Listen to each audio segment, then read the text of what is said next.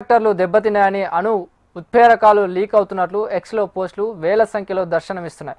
పాకిస్తాన్లో radiation leak జరిగిందని స్థానికులు వాంతులు, తలనొప్పి, ఊపిరాడక ఇబ్బంది పడుతున్నారని సోషల్ మీడియాలో ప్రచారం జరుగుతుంది.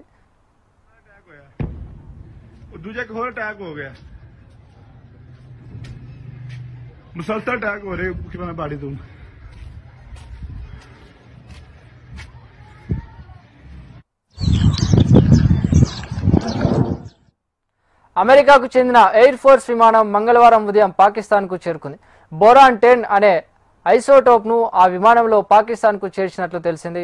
బోరాన్ అనే ఈ రసాయన పదార్థాన్ని అణుస్థావరాల్లో కెమికల్ రియాక్షన్ను నియంత్రించడానికి, పేలుళ్లను నిరోధించడానికి ఉపయోగిస్తుంటారు.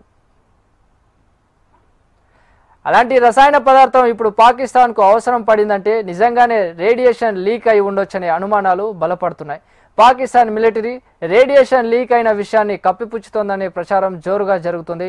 పాకిస్తాన్లోని కైరానా హిల్స్ సమీపంలో ఉన్న అణు స్థావరంపై భారత్ వైమానిక దళం దాడి చేసినట్లు పెద్ద ఎత్తున వార్తలు వెలువడ్డాయి. ఇదే అంశంపై మనతో పాటు రామకృష్ణ ఉన్నారు. మరింత సమాచారాన్ని రామకృష్ణ అందిస్తారు.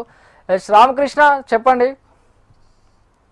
ఇక చూసుకున్నట్టుకైతే పాకిస్తాన్ లో భారీగా అణు ప్రభావం బాగా ఉంది. అక్కడ అణు లీకేజ్ బాగా ఉందని చెప్పేసి ప్రచారం బాగా జరుగుతుంది. ముఖ్యంగా చూసుకున్నట్టుకైతే ఇటీవల ఆపరేషన్ సింధూర్ లో భాగంగా ఇక భారత్ విడుదల చేసినటువంటి బ్రహ్మోస్ మిసైల్ ఏదైతే ఉందో ఆ మిసైల్ నేరుగా నూర్ఖాన్ ఎయిర్ బేస్ మీద ఆ మిసైల్ యూజ్ చేసినప్పుడు అది పాక్ దాచిపెట్టినటువంటి అణ్వాయుధాల మీద కూడా వెళ్ళినట్టు సమాచారం అందుతుంది. ఈ నేపథ్యంలోనే అక్కడ పాక్ దాచినటువంటి అణ్వాయుధాల లీకేజ్ జరిగిందని చెప్పి ప్రచారం జరుగుతుంది. మరి దీనికి ఎందుకు బయటకు వచ్చిందండి ఈ అంశం? అక్కడ ఏదైతే కిరాణా హిల్స్ ఉన్నాయో ఆ కిరాణా హిల్స్ దగ్గర ఈ అణ్వాయుధాలని భారీగా దాచిపెట్టింది పాకిస్తాన్. మరి అక్కడ దగ్గరలోనే నూర్ఖాన్ ఎయిర్ బేస్ ఉంది. మరి నూర్ఖాన్ ఎయిర్ బేస్ తో పాటు దాదాపుగా చాలా ఎయిర్ బేస్ ని భారత సైన్యం ధ్వంసం చేసింది.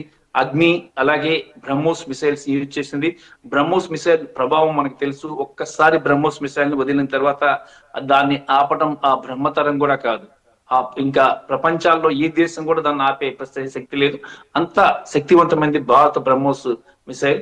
అలాంటి బ్రహ్మోస్ మిసైల్స్ ని భారత్ ఈ ఆపరేషన్ సింధూర్ లో భాగంగా ఉపయోగించింది. పాకిస్తాన్